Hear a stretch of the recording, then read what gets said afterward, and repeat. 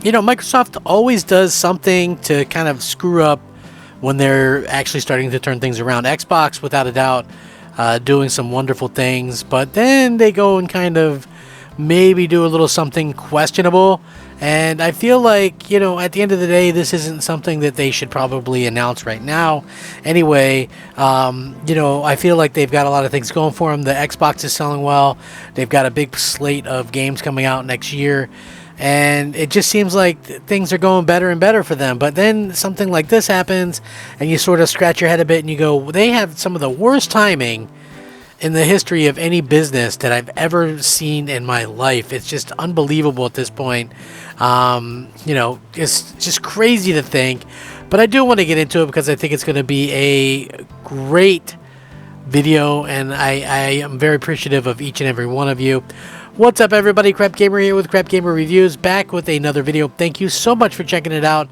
I really do appreciate it. Please hit that like button. I am looking for 100 likes on each of the videos that I do. It would be super important if you all could help me out. That would be fantastic. So yeah, thank you guys very much. With that being said, so Microsoft decided to raise their game prices, which I guess shouldn't really shock anybody. I said a couple months ago when Phil was talking about not being able to hold their prices that I first saw the game prices going up to $70. Obviously Sony was instrumental in making this happen as well. They were one of the first companies to do it. Now, I think people can look at this as a couple of different ways, right? Like, you can look at it and you go, well, inflation, blah, blah, blah, it's worth it. I'm not saying whether or not it's worth it. I'm just saying that it's kind of lame to announce it, right now, especially when you're months away from, having something anyway. Why not just hold off a little bit, I guess. But Microsoft confirms their plan to raise the price of major first-party games beginning in 2023. Now, starting next year, the likes of Forza Motorsport, Redfall, and Starfield will cost $69.99 at launch in the US. In a statement sent in to IGN, Microsoft said regional pricing may differ and didn't offer specific for other countries. The price reflects the content, scale, and technical complexity of these titles, a spokesperson from Microsoft said. As with all games developed by our teams at Xbox, they will also be available with Game Pass the same day of launch. Now, this is pretty interesting because I said, when people started hitting me up and trying to message me about this, which you can imagine a lot of people did because they're like, oh, you really spoke out against $70 games from Sony. How do you feel about this? And I said, I feel like it's not the smart thing to do, but I also am thankful that on the Microsoft side anyway, the first-party games are all available day one in Game Pass. So you have the option. I mean, yes, you have the option to buy the games, but you also have the option to play them through Game Pass, and that's how I'll be playing. I have Game Pass into 2025. I'll be playing Forza and Starfield and Redfall through Game Pass. I mean, honestly, for the price of 2 games to buy, you have access to a ton more games. It just makes sense. Honestly, it's so interesting to see them do this right now. In August of 2020, Take-Two's NBA 2K21 became the first current-gen game to be priced at $70. Other companies followed suit, including Activision, Sony, of course, EA, and Square Enix, with the Final Fantasy publisher even bringing an increased price point to some of its PC games. Now, more recently in September, Assassin's Creed publisher Ubisoft said $70 would also be the norm for its major releases going forward. While Microsoft has yet to release the $70 games, its first-party lineup has been relatively bare since the Series X and S launched in November of 2020, so 2 years ago. Now, gaming can be an expensive hobby according to this, and he sees certain platforms going to in the US pricing for $70 games. Xbox boss Phil Spencer said last month that consoles are $500 in US pricing, and he says that he thinks that's a heavy investment for people who aren't even everyday players of video games.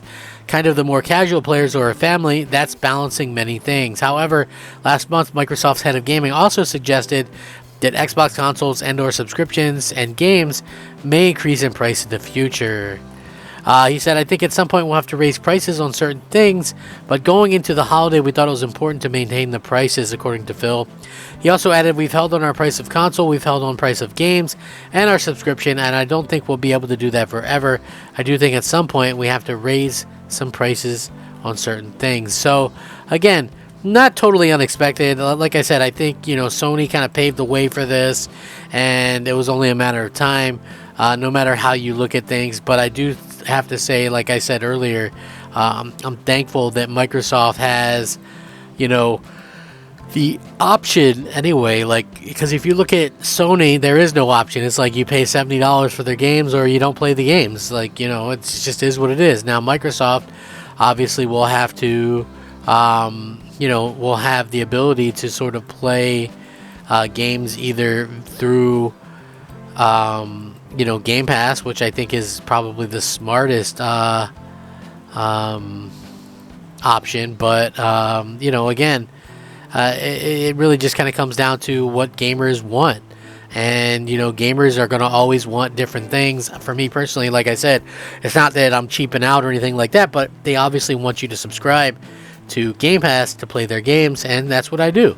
I'm still going to use the money that I would use to get the games that I would typically buy, because the first party stuff never leaves Game Pass, and use that on something else. Maybe take a risk on some games that maybe I wouldn't get before. So I think it all evens out, and we see things kind of even out for everyone. Microsoft has they still have sort of a long road in front of them, simply due to the fact that people are going to have to kind of deal with and wait for, and Microsoft and they've had to known this, but people want to see stuff from them, so and people deserve to see stuff from them.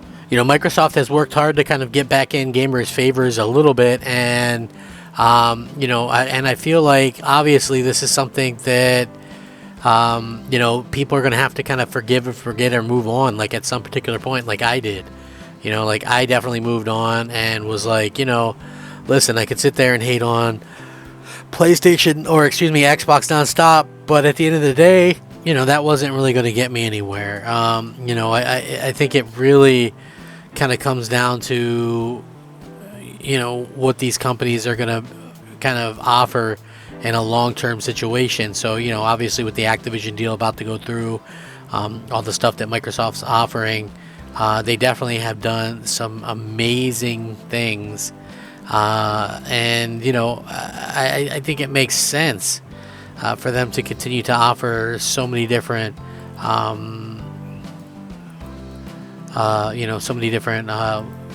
different ways and things like that. So listen, Microsoft, while not perfect, I do think that this was probably a mistake to do this, especially the timing. But again, things seem to be going well, and it was only a matter of time anyway. And we'll probably see, I don't think we'll see the console prices raised, but I think we'll definitely see Game Pass raise up sooner rather than later. So anyway, let me know what you guys think. Sound off, rate, comment, subscribe, rack 'em up, fact 'em up, crap gamer 'em up. Thanks for watching. Crap Gamer out.